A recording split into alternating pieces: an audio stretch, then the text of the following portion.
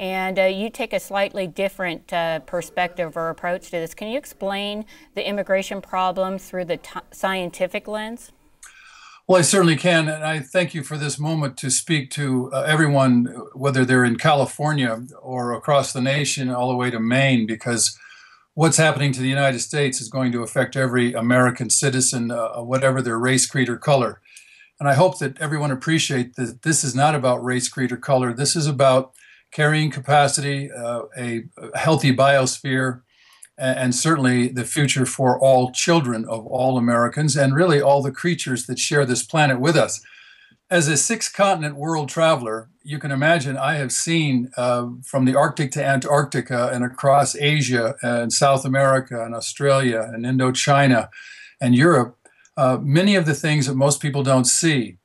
And in my 40 years of travel on a bicycle around the planet, I've seen the consequences of overpopulation. The human herd right now, when I was in college, was 3.5 billion. And just 45 years later, it's now 7.3 billion.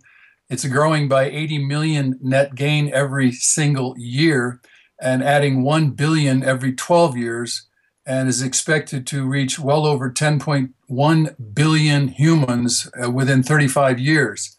Can I ask you a quick question on this now in the United States? Americans, what do you see, say, in the next 30, 35 years for the population from today? We have approximately 315 million people in this country. What do you see in, say, 3 decades, what the population of just the United States would be?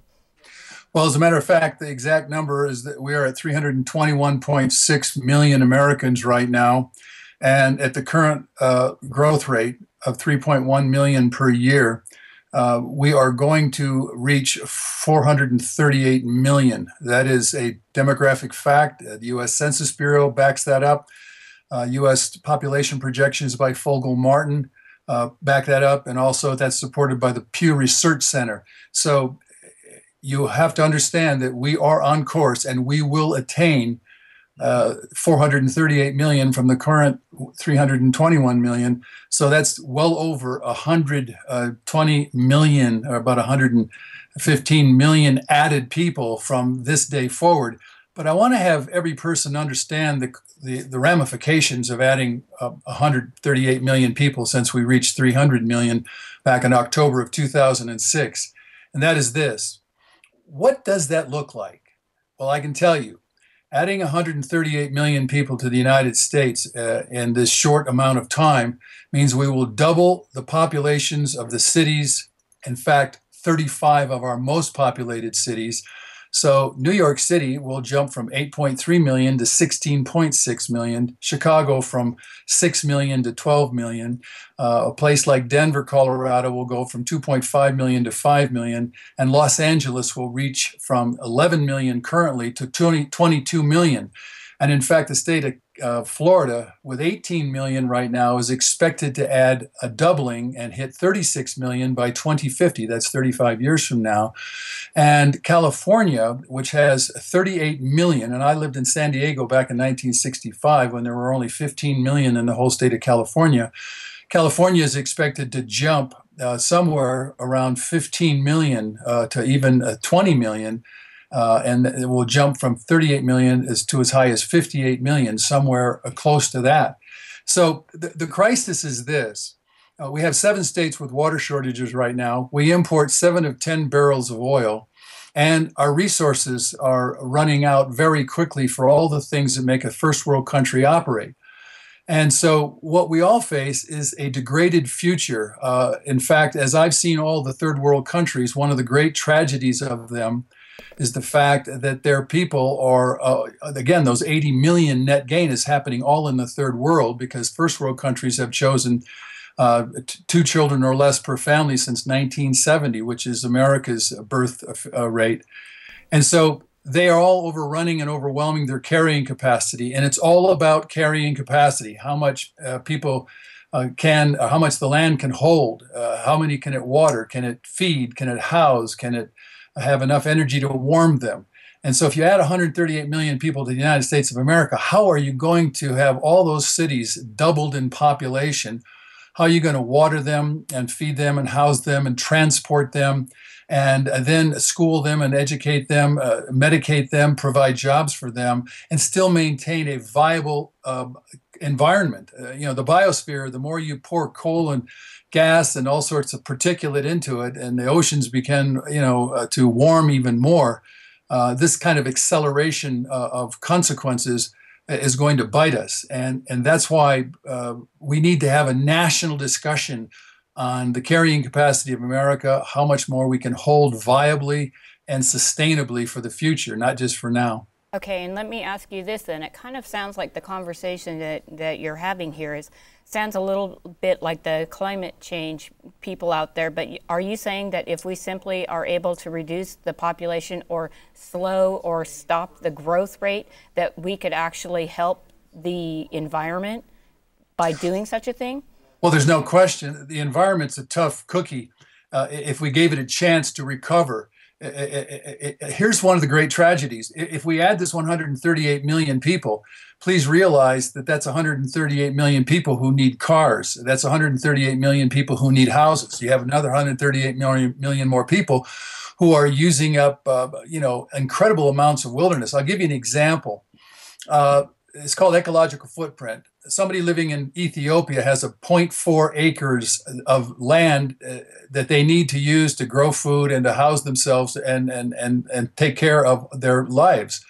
Here in the United States, that's 25.4 acres. 25.4 acres. So if you look at, it's called ecological footprint. So if we add 138 million, let's just say for even number 100 million times the 25.4 acres needed to support them. That's malls and housing and roads and you name it. That equals to 2.54 billion acres of land that must be taken out of the wilderness and turned into literally development. Then you have to ask yourself, how do the animals survive? And of course, worldwide right now, human encroachment on habitat is killing off over 100 creatures into extinction every 24 hours. It turns out in this country, it's about 250 per year. So every 10 years, that comes out, and that's according to the Department of Interior. Then we're looking at over 2,500 creatures that are going to lose their entire species. In fact, in California right now, the poisoning with Roundup, a chemical put out by a major chemical firm, has killed off 90% of the monarch butterflies in California.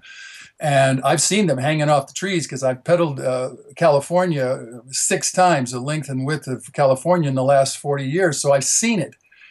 We have to ask ourselves as a country and as a civilization, if we allow ourselves to grow and add this 138 million people, what's going to happen to our quality of life, our standard of living, our people, and certainly the creatures that we share North America with. Yeah. And as you can imagine, it's not going to be a pretty picture for any of us. Okay, let me ask you this now. I'm going to kind of, since you kind of explained that this way, I'd like to draw that into what's currently happening, and we're seeing mass migration out of the Middle East and Africa towards Europe and the Western countries. Mm-hmm. Is that a direct result of this overpopulation, possibly for Africa, at least in the Middle East? We know that's due to war, but are we going to see those numbers only grow because they realize that they're not going to be able to sustain themselves in either a war zone or all of Africa that doesn't have enough, it's mostly third world continent, I would say.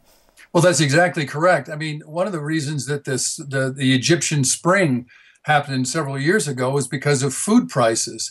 And so much of Egypt right now, over 60% of its food comes from Australia and America and Canada because it can't feed itself. And yet with I think it has around 82 million people, Egypt is on course to hit well over 120 million people before 2050.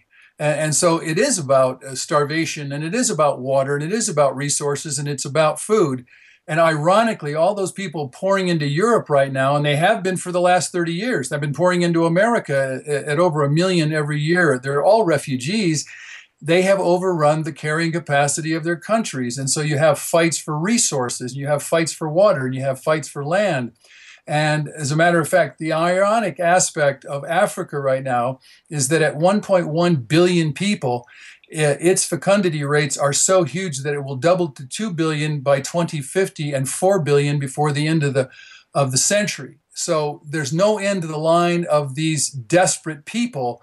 And so these first world countries like America and Canada and certainly Europe and Australia, who have chosen less than 2 children per family for the last 40 years, are the ones that are going to be the recipients of all of those people who did not take responsibility for their birth rates and living within the carrying capacity of their countries. So you're going to see massive migrational, and literally the demographic experts say something in excess of 50 million migrants trying to find countries to land in here in the next 20 years because they can't survive in their own countries. Okay, so as we wrap up here, the last question is, what in your mind, what can lawmakers, what do the American people need to start talking about if we're to kind of, derail this overpopulation? What in your mind could happen, what needs to happen in Washington, D.C., and how does this discussion need to take place?